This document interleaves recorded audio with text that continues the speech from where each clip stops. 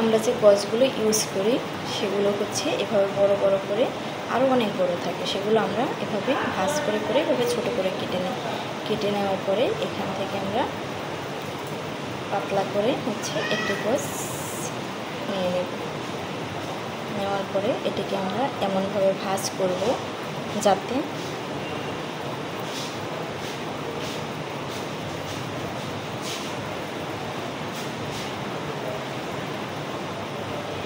সাইডে কোনো সুতা না বের হয়ে থাকে। দুই পাশ থেকে চিকন করে ভাঁজ দিয়ে তারপরে মাঝখানে একটা ভাঁজ দেব। এরপরে দুই সাইড থেকে এনে মাঝখানে রেখে এভাবে ভাঁজ দিয়ে নিয়ে গেল গজ ভাঁজ করা। এবারে এটিকে আমরা ড্রামে রেখে দেব।